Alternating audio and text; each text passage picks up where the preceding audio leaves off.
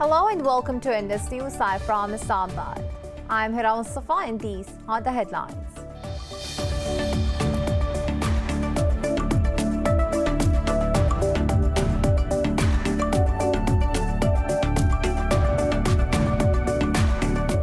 The US government has released newly declassified record on the September 11 terrorist attacks. The documents released by the FBI describe the contacts between the hijackers and their associates in the US. The documents offer no evidence that the Saudi government was involved in the plot.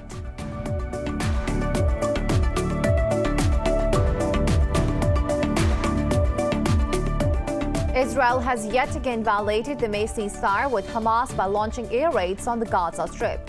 Israeli military says it struck targets belonging to the group in response to alleged rocket attack from the Strip. The latest strikes comes a day after Israel hit Hamas positions in the besieged enclave.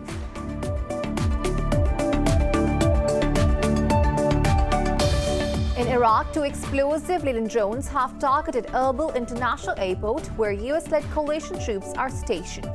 Kurdish security officials said the explosive landed outside the airport. There were no immediate reports of casualties.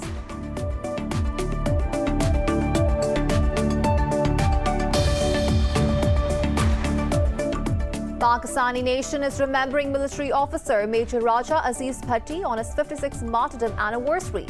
Bhatti was bestowed upon the Nishan-e-Haider for his actions of valor during the Battle of Burki with India in 1965. On the occasion, Pakistan's military said Bhatti's heroic feat inspires us to defend the country at all costs. Brazil has reported over 700 deaths from COVID-19 and more than 14,000 more cases overnight. Meanwhile, Pakistan has registered 58 new deaths and over 3,100 infections in the last 24 hours. Globally, the COVID-19 death toll has reached over 4.6 million, infecting over 224 million people so far.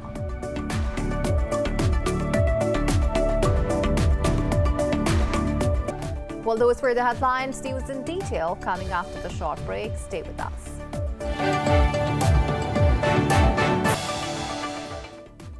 Welcome back. Now the news in detail. The US government has released a newly declassified record on the September 11 terrorist attacks. It is the first investigative record to be disclosed since President Joe Biden ordered a public release of the documents. The documents released by the FBI describe the contacts between the hijackers and their associates in the US. The documents offer no evidence that the Saudi government was involved in the plot.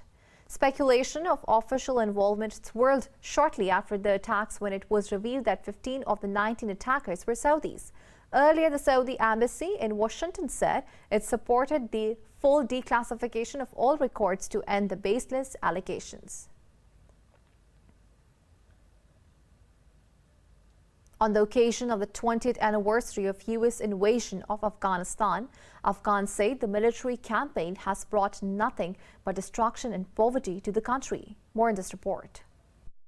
The global war on terror declared after 9/11 attacks led to the killing of an estimated 66,000 Afghan troops. Meanwhile, the brutal military campaigns forced over 2.7 million people to leave their homes in the past 20 years. Talking about the legacy of the US occupation, many Afghan locals said the US has hardly done anything constructive over the last 20 years. The US came to our country 20 years ago. I think their original purpose was not to bring peace and stability, but for economic benefits in a very short time. The US has some projects on Asia, especially Central Asia, so they came to Afghanistan. These projects are only for their own benefit instead of the welfare of the Afghan people. The Brown University's Cost of War project says the US has spent $290 million per day for more than 20 years of their war on terror. US dollars also created the 9/11 millionaires, a tiny class of young ultra-wealthy Afghans who made fortunes working as contractors for the foreign armies. Over time, US government contracts became the fuel for a system of mass corruption that engulfed the country and eventually doomed its fragile democracy. Many Afghans believe that the experience of Afghanistan shows that democracy is only a cover for the US invasion to other countries, while it actually does nothing to prevent it. They say what the US really pursues is its own interests with zero regard for the invaded nation. Wherever they go, the US will destroy the country and the resources there. They may spend millions of dollars to help Afghanistan, but the resources they got from Afghanistan are worth billions of dollars as well. The hundreds of billions of dollars that the US spent on Afghan soil can still be seen across Afghanistan, but worse more than for better. Abandoned air bases, half-finished construction projects, and tens of thousands of untraceable guns litter the countryside. The remains of a U.S. Marine have returned home on the 20th anniversary of the September 11 attacks. Sergeant Johanny Rosario was among 13 U.S. service members killed last month in a suicide bombing outside the Kabul airport. She was one of the last American service members killed in the two-decade-long Afghan war. Massachusetts Governor Charlie Baker, Boston Mayor Kim Jenney, and Senator Ed Markey paid their respects to Picado's family at the airport. Picado died as she was screening women and children at the Abbey Gate. She will be buried in her hometown of Lawrence. Russia says it is looking into the possibility of providing humanitarian assistance to Afghanistan. Russian ambassador to Kabul, Dmitry Zhernov, however, said no practical agreements on the issue have been reached so far. Zhernov said so far he saw no request directed specifically at Russia, but Afghanistan is ready for economic interaction with Moscow. Zhernov said Russia, China, Pakistan and Iran were the only countries that kept their embassies in Kabul and did not flee. The Russian diplomat also attacked West's decision for freezing 3/4 of Afghan budget, adding that it will worsen the crisis. In Iraq, 2 explosive-laden drones have targeted Erbil International Airport, where U.S.-led coalition troops are stationed.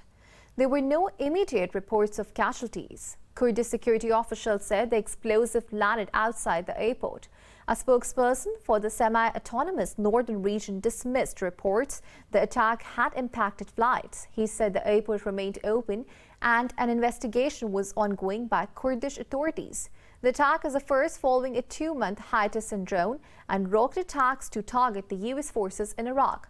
The U.S. blames Iran-backed militias for the attacks.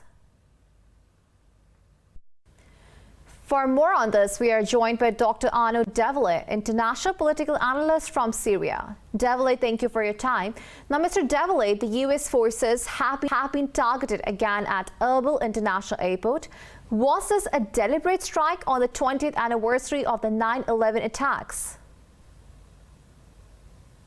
Well, one could analyze it like this. On the 20th anniversary of the 9/11 attacks, which basically led to an endless war strategy by the United States going after every country that they had decided to basically take out in order to engage in democracy building, quote unquote. It is a smashing reaction from the people in the region, the real sovereign forces in the region, that U.S. presence shall not be tolerated anymore. Right. Now, Mr. Devele, more recently, the attacks have become more sophisticated, with the attackers using drones instead of Katyusha rockets. Who is behind these attacks?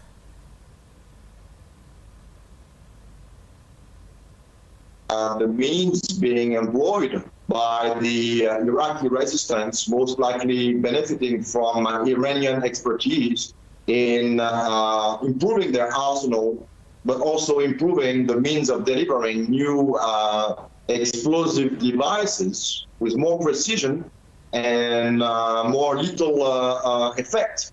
The idea being that the U.S. forces must feel that their fortifications and/or bases are not out of reach from any attempt by the resistance to evict them or to send them a message that their presence is not wanted anymore.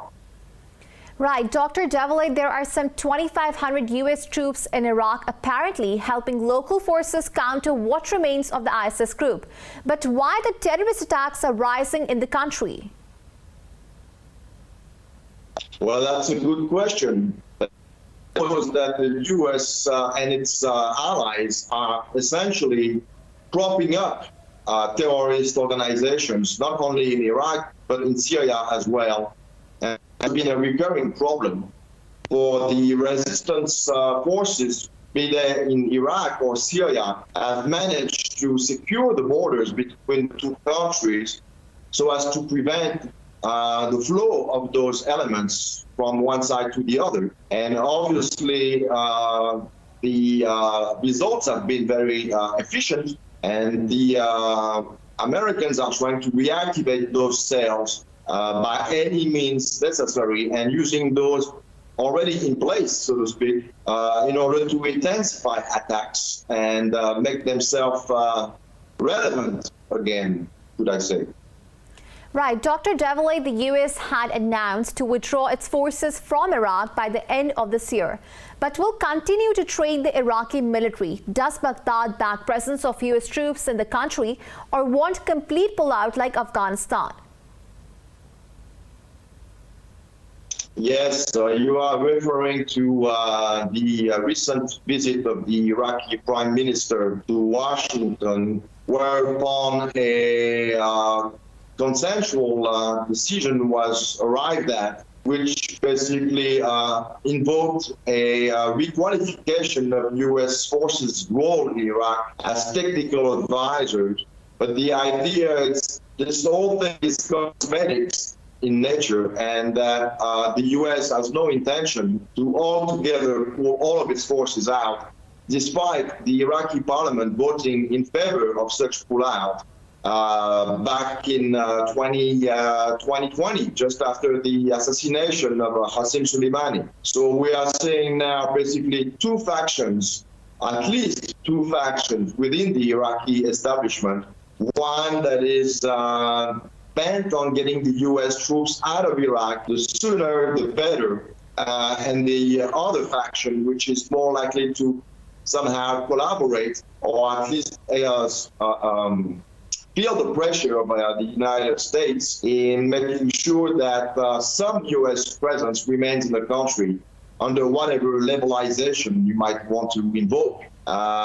For instance, some of the job descriptions have been requalified, and it is now questioned the issue of being more like NATO forces as opposed to purely U.S. forces. But it's all cosmetics. And the American, notwithstanding the requalifications and or relabelization of foreign presence in the country, are behind any attempt to prevent the Iraqi people from recovering their sovereignty. Right. Dr. Arnaud Devolay, thank you for speaking to Indus News. And now we're moving on. Israel has yet again violated the May ceasefire with Hamas by launching air raids on the Gaza Strip. Israeli military says it struck targets belonging to the group in response to an alleged rocket attack from the Strip. It said the raids targeted an underground rocket production workshop, weapons storage site, and training facility. The latest strikes come a day after Israel hit Hamas positions in the besieged enclave. Earlier, the regime troops also injured more than 170 Palestinians in a clampdown on protests in Nablus city.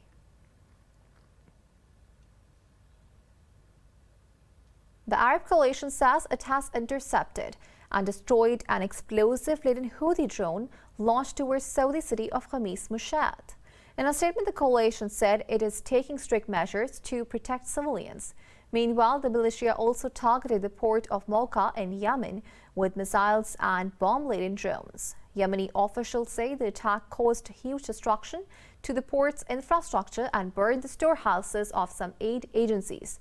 The UAE condemned the attacks, calling them a blatant defiance of the global community and its disregard for all international laws and norms. The Organization of Islamic Cooperation also expressed its strong condemnation of the attacks. Brazil has reported over 700 deaths from COVID-19 and more than 14,000 more cases overnight. Globally, the COVID-19 death toll has reached over 4.6 million, infecting over 224 million people so far. Details in the following report. Despite the rapid vaccination drives at the global level, many countries continue to face steep increases in infections and deaths. In the US, health officials are expected to authorize Pfizer vaccine for 5 to 11-year-old children by the end of October. Meanwhile, 3 vaccines offer strong protection against the virus, even in the face of the highly transmissible Delta variant. Australia has purchased an additional 1 million doses of Moderna from the EU as the country accelerates its inoculation drive against surging infections. The country's most populous state, New South Wales, reported nearly 1,300 new locally acquired cases in the past 24 hours.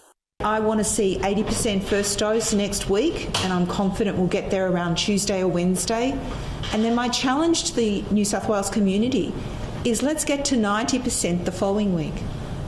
And let's also work across our most disadvantaged communities to make sure that no one is left behind as we strive to have the most equitable distribution of vaccine of any country in the world, and that's my aspiration. Over in France, violent clashes broke out at an anti-health pass protest when an unidentified group attacked demonstrators with sticks and walking crutches. In Greece, thousands of people marched against mandatory coronavirus vaccinations.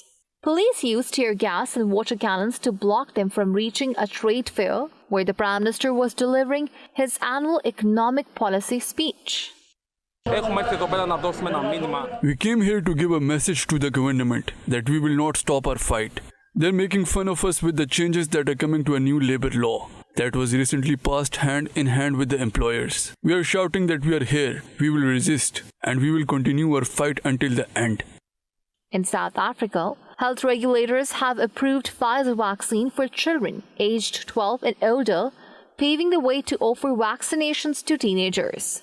Meanwhile, India logged 338 more deaths and over 28,500 new COVID-19 cases in the past 24 hours.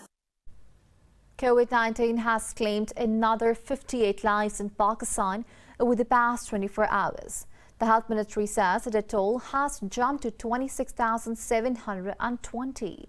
It said more than 3,100 people contracted the virus overnight. According to the health authorities, the positivity rate of overnight infection stands at 5.45%. The country's caseload has exceeded 1.2 million, while more than 5,300 are critical.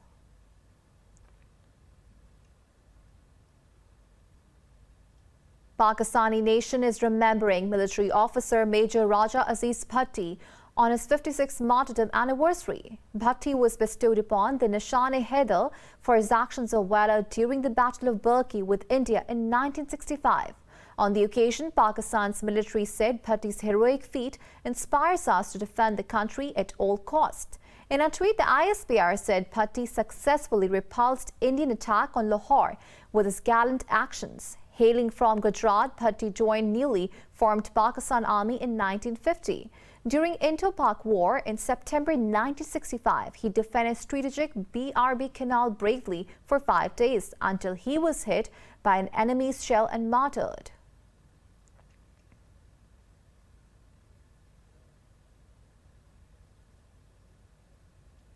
More news stories coming up after the short break. Stay with us.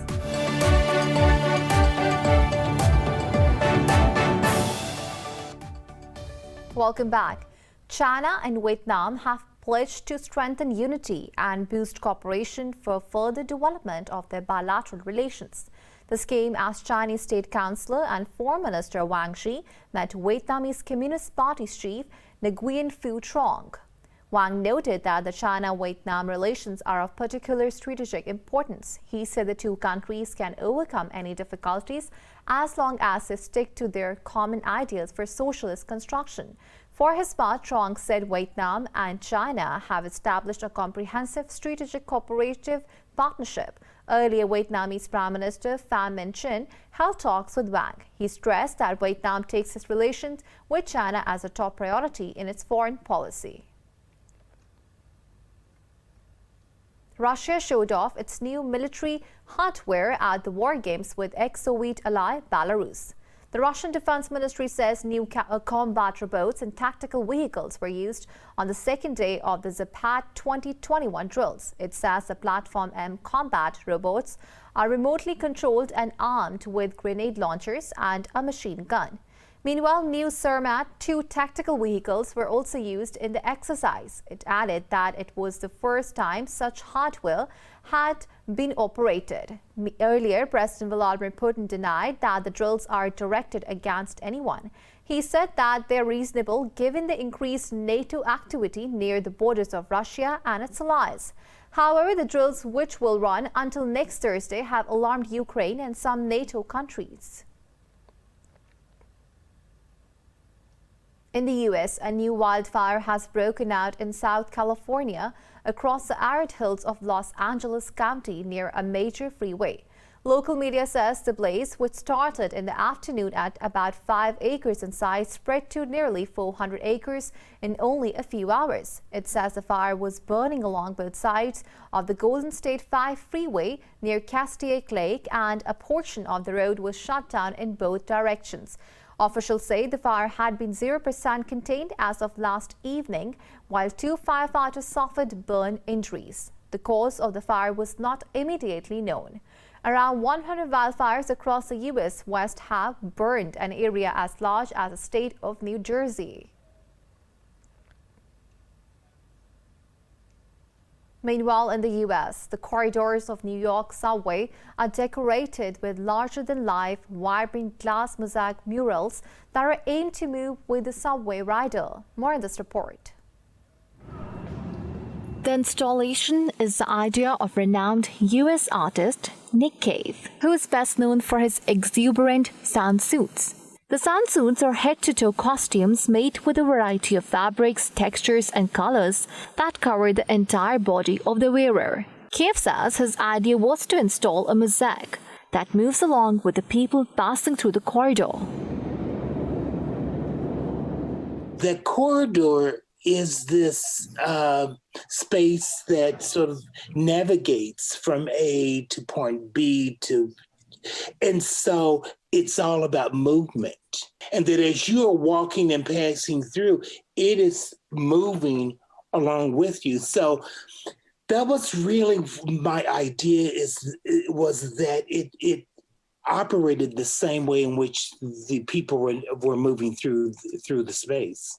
The mural, called Everyone, is the first of a 3-piece installation, with its sequels, each one and equal all, set to be completed next year. When completed, the artwork will cover 4,600 square feet and will extend from the Times Square to Grand Central subway stations. Cave says the artwork presents him with a new direction. The thing is that I think as an artist, we can't limit ourselves to the means necessary. It's how do you remain open and available for a new point of view, a new direction to sort of present itself. And so for me, this presents a new direction. The artwork is Cave's largest permanent public art and the largest mosaic project in the New York City transit system. It was unveiled as part of a public campaign to welcome riders back to the subway after the lockdown and to encourage the use of mass transit. Love and romance were the dreamy threads that bound together Michael Kors Spring-Summer 2022 collection at the New York Fashion Week. More about this Fashion Week in this report. Designer Michael Kors took over New York City's landmark Tavern on the Green, his first live runway show since the pandemic began. Although COVID-19 protocols restricted his guest list, Kors said it gave those in attendance an intimate experience. The brand required all guests to be double vaccinated. However, staff, crews, and press were subjected to on-site testing before being admitted into the venue. Interestingly, Kors loved to see people able to experience live fashion made his show thrilling. To be able to put on a live show to me is thrilling. I love live theater. I love people to be able to experience live fashion. We have a live performance today, but lots and lots of checking boxes and being so unbelievably strict with the protocols. A season course designed to look at romance through a streamlined and urban lens. The created collection helps people to celebrate those moments that many have been craving since pandemic started. Actress Kate Hudson, who also attended the show, was thrilled to see performances after many months. I'm so excited. And I got to see Michael yesterday, and I'm just like, it's nice, you know, and it's nice and small and intimate, which I think is going to be really lovely. But I haven't done this for a long time, so it feels a little odd and wonderful all at the same time. In the show, models Gigi Hadid and Kendall Jenner paraded through an outdoor garden, while Broadway star Ariana DeBose performed live. Meanwhile, sparkly and shiny fabrics of designer Christian Cowan were on full display. The New York Fashion Week will end on 12th of September, with many cherishing the moments. The movie Happening, produced in 1963 on illegal abortion, has won the Golden Lion Award for Best Film at the Venice Festival. More about the awards ceremony in this report. The Venice Festival Awards ceremony wrapped up the 11-day movie marathon, with many films held back because of the coronavirus pandemic. Stars from far and wide turned out in force on the Venice red carpet for the success of a festival.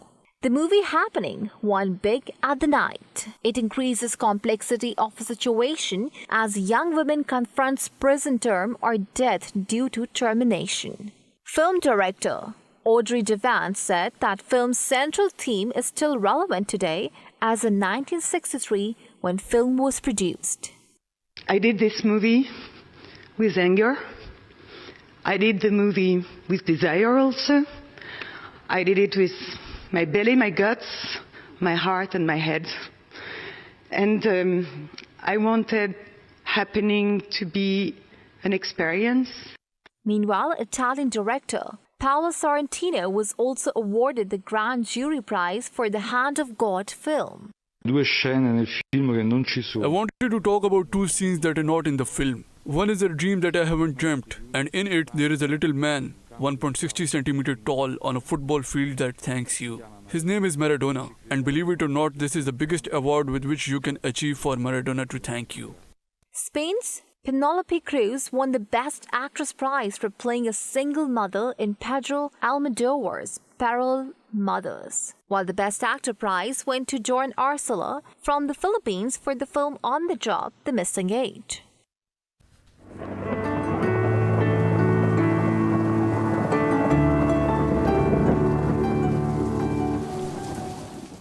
Now it's time to have a look at the weather update across the globe.